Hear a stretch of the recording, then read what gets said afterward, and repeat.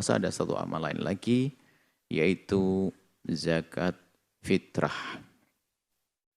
Mungkin hari ini kita akan bahas zakat fitrah adalah wajib atas siapapun orang yang beriman muslim, laki perempuan,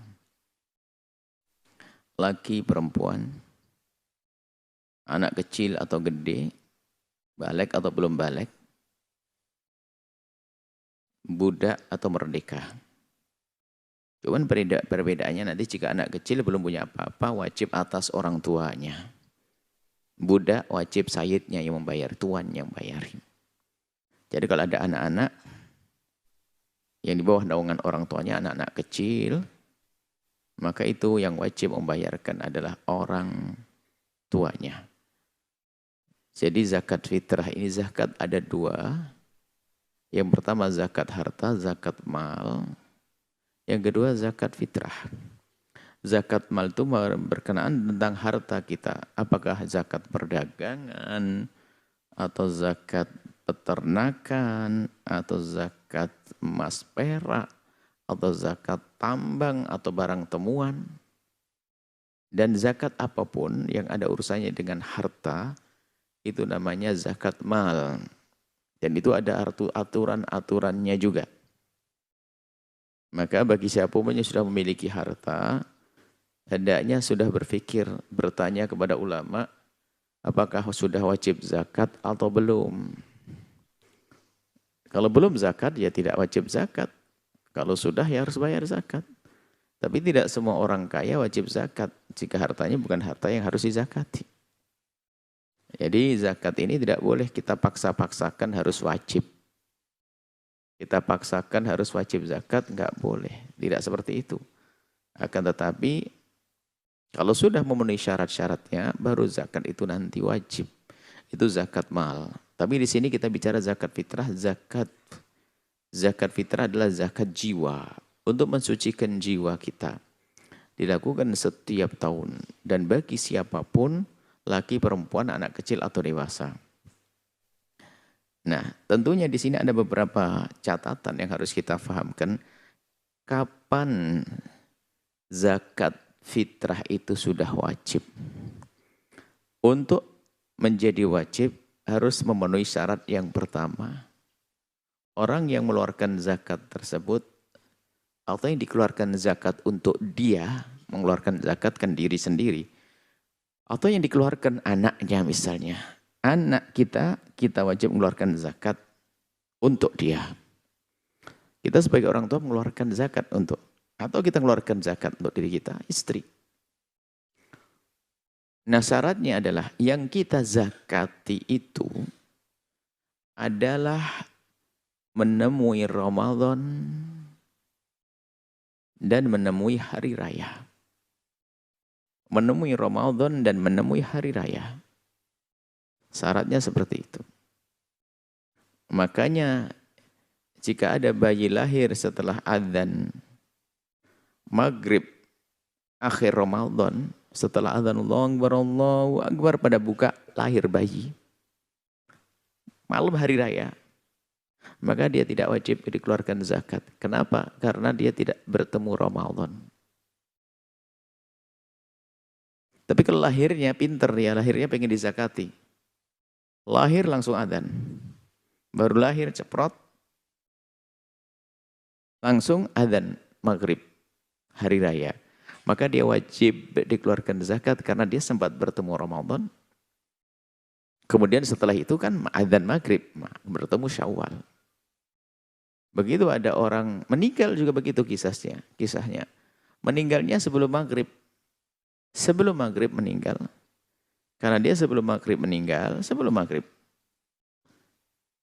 hari raya. Ya berarti dia hanya bertemu Ramadan saja. Belum bertemu Syawal. Itu. Kemudian, Anda sebagai seorang tua wajib mengeluarkan zakat siapapun di bawah naungan Anda. Yang dalam nafkah Anda. Yang dalam nafkah Anda, istri, anak-anak yang banyak. Nafkah. Bukan dalam urusan. Misalnya seorang kiai punya santri 1000. Bukan kiai yang mengeluarkan zakat. Beda. Santri bukan orang yang hidup di bawah naungannya yang dinafakainya. Kecuali ada seorang alim mengambil orang untuk hidup bersamanya, dirawat, dididik. Itu lain cerita. Tapi kalau urusan santri kan makannya juga diurusi sama orang tuanya. Baik. Maka santri tidak dikeluarkan oleh kiainya. Maka dikeluarkan oleh orang tua masing-masing. Para santri dikeluarkan oleh orang tua masing-masing. Baik, kemudian yang lain yang harus dipenuhi syarat-syaratnya juga adalah Muslim dong. Kalau tidak Muslim ya tidak kita keluarkan zakat. Muslim. Seorang Muslim yang tiba-tiba murtad, naudzubillah. Tidak wajib keluarkan zakatnya. Kemudian, kalau kita ingin mengeluarkan zakat, orang yang mengeluarkan zakat harus betul-betul orang yang dari kelebihan harta, kelebihan kebutuhan di hari raya itu. Jadi kalau di hari raya nggak punya apa-apa, ya nggak wajib keluar zakat, mengeluarkan zakat. Tapi di hari raya itu ada kelebihan dari yang dimakan, yang diminumnya untuk kebutuhan berhari raya. Setelah lebih baru nanti wajib mengeluarkan zakat. Misalnya di hari raya dalam sehari itu kita butuh uang 50.000. Lah kok pas di hari raya punya uang hanya 50.000 untuk makan hari itu, maka dia tidak wajib mengeluarkan zakat. Karena dia hanya punya untuk makanannya saja, untuk kebutuhannya. Nah baru nanti kalau punya lebih, tentunya lebih dari tempat tinggalnya, kemudian lebih dari pakaiannya juga. Jadi nggak punya pakaian ya beli pakaian, jangan mikir zakat. Nggak punya tempat tinggal, mikir tempat tinggal. Tempat tinggal tidak harus memiliki, tapi nyewa juga cukup. Nah jadi mungkin ada orang nggak wajib zakat fitrah, orang fakir nggak punya duit hari itu. Nggak punya uang di hari itu. Biarpun besok kaya, nggak ada urusan. Hari raya dia nggak punya apa-apa, nggak wajib zakat. Dan selesai kisahnya. Biarpun besok ternyata ada orang ngasih hadiah intan permata, besoknya kaya. Nggak usah, nggak mengeluarkan zakat. Sudah berlalu harinya. Sudah berlalu harinya, sudah kelewat waktunya. Nggak wajib zakat. Kemudian juga, ya ini dari bajunya juga, kelebihan dari bajunya, tempat tinggalnya. Bahkan kalau memang dia adalah seorang wanita yang perlu dilayani, pembantunya juga masuk. Kalau memang misalnya dia biasa dilayani karena mungkin dia perlu. Apakah karena ada kekurangan dalam dirinya, tubuhnya, dan sebagainya. Jadi pembantu menjadi penting. Jadi jangan sampai mengeluarkan zakat tapi pembantunya hilang. Nggak bisa bayar pembantunya. Seperti itu. Baik, kemudian yang dikeluarkan itu adalah satu sok. Satu sok dari makanan pokok yang dimakan oleh orang, umumnya orang di situ. Biarpun ada orang aneh nanti makan ini, orang aneh nggak dihitung di situ, ya. Jadi makanan pokok umumnya orang di kampung itu dan makanan dia sebetulnya. Cuman dia orangnya aneh. Ya, makannya apa sih? Nggak tahu apa yang aneh. Makan apa? Ada siang malam makannya adalah rumput. Nah, tidak tahu, makan rumput. Langsung zakatnya rumput. Ini makanan pokok saya, bukan. Siapa yang makan rumput? Dia saja. Nah, makanan pokok di negeri kita ini adalah beras. Nah, dan betul orang Indonesia itu dengan beras sudah sangat akrab banget ya. Kalau di waktu belajar dulu, di satu tempat yang nasi jarang itu, kita ini suruh makan roti pagi-pagi. Orang Arab kenyang. Orang Indonesia sepertinya kalau makan roti biarpun satu bakul, kalau belum makan nasi kayak dianggap lapar. Mungkin perasaannya lapar. Sampai kita terbiasa, setelah beberapa tahun baru biasa. Jadi nasi itu betul-betul pokok banget. Jadi yang kita keluarkan adalah nasi beras. Berasnya. Tentunya beras yang biasa dimakan atau lebih bagus lagi. Tidak boleh di bawahnya. Beras yang biasa dia makan. Misalnya beras apa, padi. Dari beras dari padi. Apa ada 36 atau apa macam-macam judulnya itu kan. Ya itu. beras, nah, dari yang biasa dimakan, makanan pokoknya. Kemudian beratnya adalah 1 sok. 1 sok itu adalah 4 mud. 1 mud itu 6 koma. Jadi para ulama di dalam menjelaskan tentang mud ini berbeda. Ada yang mengatakan 6 on, ada sampai mengatakan 7 on. Jadi berbeda, dan 6, 6, 6. Maka biasanya kita ambil tengah 6,7. Jadi kalau 7 itu kali 4, itu jadinya 28, kan begitu. 7 kali 4, 28. Kalau 4 kali 6, 6 kali 4, 24. Maka zakat fitrah itu enaknya, gampangnya, antara 24 sampai 28. Ya jangan kurang dari 24. Makanya orang bisa ngomong 2,5 kilo. 2,5 itu 20 apa? Kalau 2,5 berarti 20? Nah, enggak tahu hitungan. Anda tahu ngitung duit saja. 2,5 ya 25. 2,5 ya 25, nah, kan? Yaitu 2,5 gitu loh. Jadi biasanya gampangnya 2,5. Kalau Anda pengen hati-hati, Anda paskan sampai 2,8. Tapi kalau orang punyanya 24, 25 ya sah-sah saja. 25, kurang lebih seperti itu. Dikembalikan kepada 4 mud tadi. Nah, ini yang harus difahami, beras, makanan pokok. Dan zakat fitrah, biarpun wajibnya adalah, kalau wajib menjadi wajib atas kita itu kalau kita menemui hari raya, menemui Ramadan dan menemui hari raya. Selagi belum menemui hari raya, belum wajib.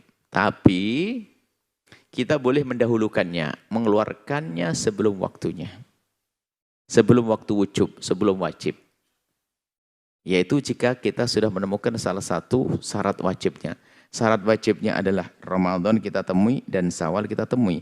Kalau sudah ketemu Ramadan, kita sudah boleh mengeluarkan zakat fitrah. Biarpun kita belum tentu hidup sampai Syawal. Semoga panjang umur. Kan gitu. Jadi sekarang sudah boleh mengeluarkan zakat fitrah. Ya biasanya kan dikeluarkan sudah dikumpul-kumpulin begitu kan. Zakat fitrah. Ini adalah boleh. Ini waktu jawas. Waktu yang boleh.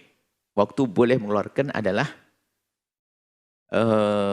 sebelum, waktu boleh adalah sebelum memasuki Syawal. Yang penting sudah ketemu Ramadan. Makanya kalau ada mengumpulkan zakat fitrah di hari begini sah, nggak ada masalah.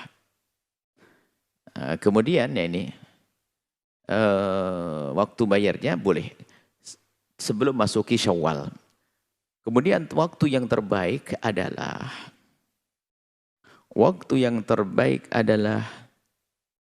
setelah ketemu hari Syawal, berarti mulai terbenam matahari akhir Ramadan itu sampai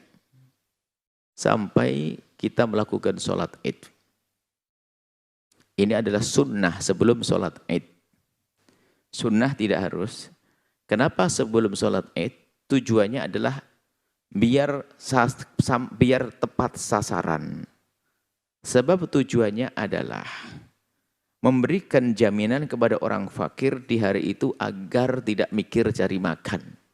Sehingga bisa berhari raya bersama-sama kita.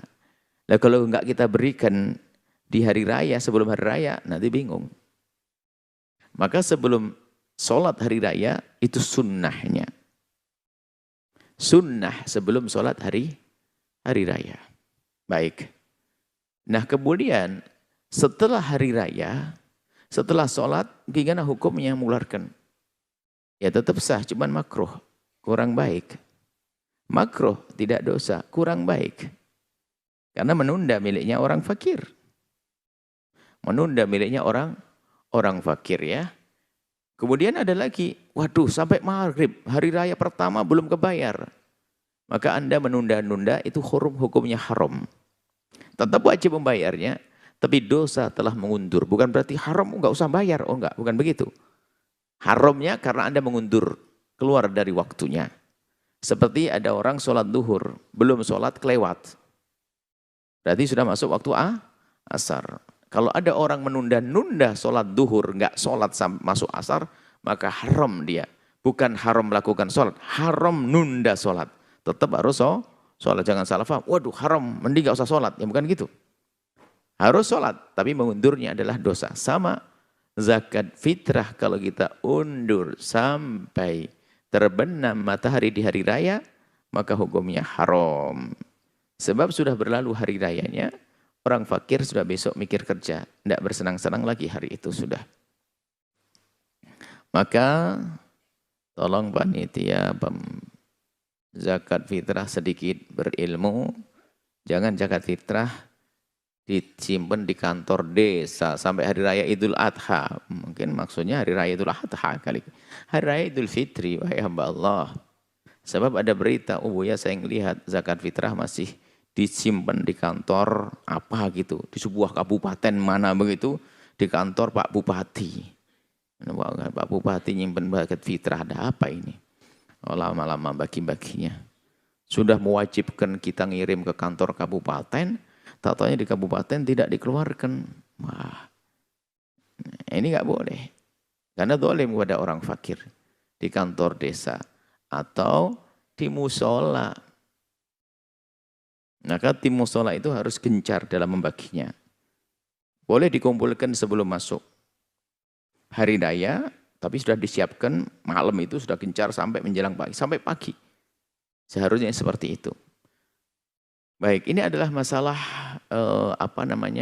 zakat fitrah. Kemudian hal lain lagi yang perlu diperhatikan, kalau diganti dengan uang, bagaimana diganti dengan uang? Ulama dari 3 madhab. Madhab kita Imam Syafi'i, ada madhab Maliki, dan juga dari madhab Hambali mengatakan enggak sah kecuali dengan makanan pokok. Tapi di sana ada peluang, yaitu madhabnya Imam Abu Hanifah radhiyallahu taala anhu, maka boleh mengeluarkan zakat dengan nilai uangnya.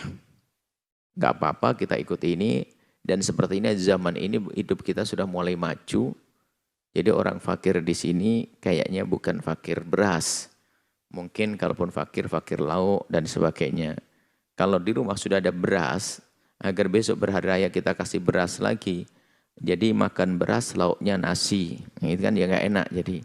Maka ini pendapat juga perlu untuk ditengok, nggak usah keras-keras para asatid. Biarpun menemukan di kitab-kitab matan, misalnya kitab-kitab kecil seperti kitab Muqaddimah Hadramiyah, atau mungkin kitab Takrib Fathul Qorib, kemudian kitab Safinah itu juga ada bahwasanya harus dengan makanan pokok kalau dibayar dengan nilai tidak sah, ya tentunya itu memang betul dalam irama madhab Imam Syafi'i.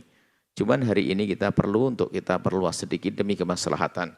Mana yang terbaik untuk umat hari ini, maka boleh kita mengambil pendapatnya Imam Abu Hanifah radhiyallahu taala anhu, yaitu dengan mengeluarkan uang senilai tentunya. Di sini kita menggabungkan dua madhab, cara menghitungnya boleh kayak madhab Hanafi, tapi tetap nisabnya ada, tetap kadarnya adalah kadar yang ada di dalam madhab Syafi'i, yaitu 2,5 kilo. Yaitu 2,5 kilo. Sebab dalam madhab Hanafi itu perbedaan antara makanan pokok dengan makanan pokok, ya, ada yang hanya separuh. Separuh, bukan separuh, hampir di bawah zakat fitrah kita ada yang lebih. Jadi memang perbedaan kadar di dalam madhab Hanafi, tapi gak usah memikirkan tentang itu. Yang jelas kita ikut madhab Syafi'i, cuman cara mengeluarkannya kita keluarkan uang. Jadi ukurannya beras. Jika beras 2,5 kilo, tahun yang lalu 25.000, tahun sekarang 30, ya ikut hari sekarang. Jadi kita mengeluarkan uang, kemudian kita bagi-bagi kepada fakir miskin. Dan katanya lebih mudah kalau kita bagi uang. Cuman seharusnya kita memang perhatikan betul di masyarakat. Kalau memang ternyata orang lebih butuh kepada beras, ya kita berikan beras. Kalau kita butuh uang, ya sudah kita berikan uang. Jangan sampai di saat mereka butuh uang, kita beri beras. Akhirnya berasnya dijual lagi, diberikan uang, harganya bakal turun nanti. Baik, tapi yang jelas ini adalah pendapat para a'immah. Jangan sampai para asatid itu terlalu keras ya. Akan tetapi hendaknya para asatid itu memberi wawasan agar orang itu mudah. Kemudian setelah itu, di saat mengeluarkannya adalah meniatkan diri. Dia niat. Tentunya perbedaan niat ini adalah antara anak kecil dan orang yang sudah balik dewasa yang bisa niat sendiri. Yang dewasa niat sendiri harus niat masing-masing. Karena ibadah yang bisa dilakukan oleh seseorang tidak perlu niatnya diwakilkan ke orang lain. Jadi tinggal niat itu tidak harus memegang beras. Tapi anak kecil nggak bisa niat, yang niatkan adalah ayahnya. Niat itu hanya di hati, aku mengeluarkan zakat fitrah, begitu saja. Nggak usah pakai megang beras, ya, di hadapan seorang ustadznya, nggak harus seperti itu. Yang jelas selagi beras sudah dipilah, baru setelah itu orang yang mengeluarkan zakat boleh berniat. Lintaskan di hati, dipilah dulu berasnya. Dari beras-beras yang lainnya, diambil 2,5 kilo, dibungkusin, suruh niat anak-anaknya. Dan tidak harus dibawa kepada seorang ustadz. Ya, kadang-kadang ustadznya berlebihan juga, merepotkan. Semuanya harus depan ustadz dan dipegang. Ustadznya laki-laki. Kemudian ini perempuan sambil dipegang tangan sambil niat, dibantu megang berasnya.